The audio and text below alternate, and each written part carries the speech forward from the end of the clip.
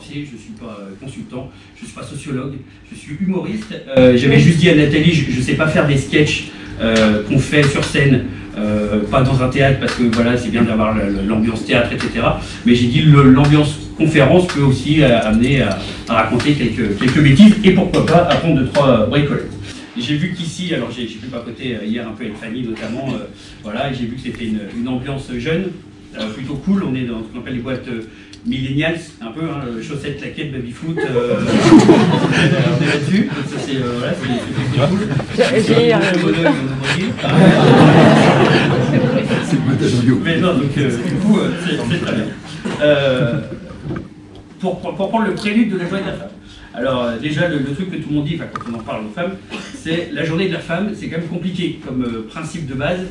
C'est comme la journée, alors il y a la journée de la mucoviscidose par exemple, la journée du panda, du koala, en couleur il y a la journée de la prune, voilà. C'est vrai qu'on se dit c'est quand même bizarre qu'il y ait une journée qui soit dédiée à la femme. Ça serait très compliqué de se dire qu'il y a une journée de l'homme, parce que ça veut dire que toutes les autres journées, enfin tous les autres jours sont consacrés aux hommes, et c'est vrai qu'il y a encore un peu de boulot, hein. Il y a 2-3, quand on regarde, il y a 2-3 représentations phalliques un peu de partout, voilà. Les galons militaires, la tour Eiffel, voilà, les radiographies cérébrales de DSK, on se rend compte qu'il y a quand même des modèles qui se répètent. Et après je me suis dit en deuxième lecture, la journée de la femme, ça veut juste dire quand même qu'à un moment donné c'est important de rappeler que il y a quand même un delta qui est encore très important, et je disais ce matin sur Facebook, d'ailleurs, les différentes choses qui aujourd'hui choquent, en disant on est en 2019, et voilà, en 2019, il y a encore ça. Et il y a par exemple, il y avait au centre de l'agriculture, ils m'ont montré des petits mannequins qu'ils avaient pris, et ils les avaient mis en maillot de bain, évidemment, à côté des vaches.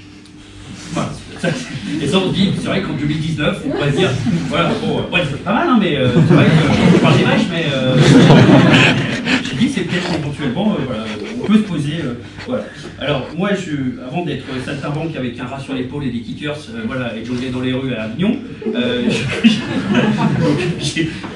j'étais notaire, là, au niveau machiste, c'est vrai qu'on est pas mal. C'est vrai que les mecs, voilà, c'est vrai que moi, voilà, selon moi, hein, on était à peu près au niveau du féminisme, ce que Jean-Claude Van Damme était à Simone de Beauvoir, quoi. C'est donc le notariat, enfin moi quand j'ai débuté, c'est pour ça que je vous parle de mon expérience, quand j'ai débuté en fait le notariat on était 85%, il y avait parce que les femmes sont souvent plus scolaires, en tout cas moi à mon époque, elles étaient quand même toujours un peu plus premières, elles bossaient, nous on faisait les cons au baby-foot justement, on jouait des canons, et donc du coup elles étaient toujours, voilà, et donc 85% de femmes, et puis derrière, par contre il faut vendre les études, s'associer, bah, c'est toujours quand même le fiston qui va prendre, et donc du coup il y a 85% de notaires hommes, voilà, donc il y a encore là nous du progrès à faire. Je sais pas qui a testé, mais la grande distribution c'est pas mal aussi. Là, alors qu'est-ce que j'avais entendu qui était vraiment, c'était, ah oui, c'était, à mon avis, elle a loupé les écrits, mais elle s'est rattrapée à l'oral. J'avais avec moi Peggy, qui est comédienne, j'avais ma metteur en scène, parce que je suis entouré de femmes, permanence.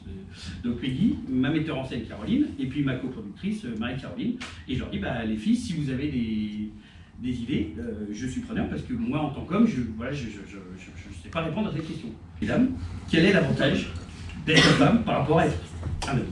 Si vous deviez en dire un, plusieurs, bon courage. La première réponse qui me vient, c'est aucun. Ouais.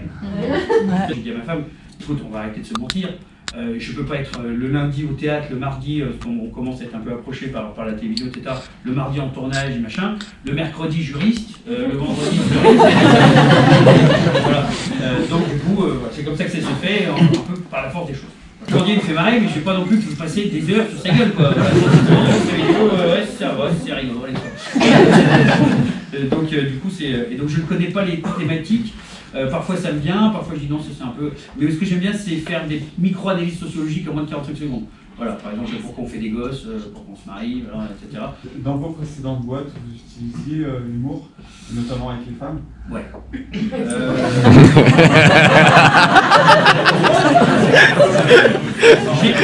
Le ton est magique. Ça m'est arrivé de moi-même me sentir d'idée.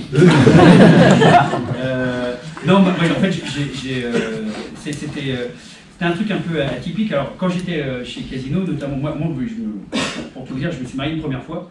Et moi, comme j'étais issu d'un milieu bourgeois, j'étais persuadé qu'il fallait que je sois bourgeois aussi. J'ai pris une vraie bourgeoise. J'ai dit, écoute, je crois que c'est pas trop ma vie. Voilà, donc j'ai quitté ma première épouse, on n'est pas d'enfant. Et après, j'ai trouvé ma femme aujourd'hui. Là, la mère Ramirez, c'est pas de la bourgeoisie. On n'est pas sur ce volet-là. Donc, non, voilà, c'est. Et donc, j'ai trouvé qu'ils étaient beaux en entreprise. Mais dans mes dernières entreprises, je sentais qu'en fait, le décalage était trop fort entre ma personnalité, ce que j'étais, et le monde de l'entreprise. C'est-à-dire trop de blagues, tu la blagues, entre guillemets, c'est qu'à un moment donné, les mecs disaient oui, on va quand même bosser. Les après-midi, moi je disais, je suis au bowling. Ils disaient non, mais t'es pas vraiment au bowling. Si. Je t'ai dit que j'étais au bowling.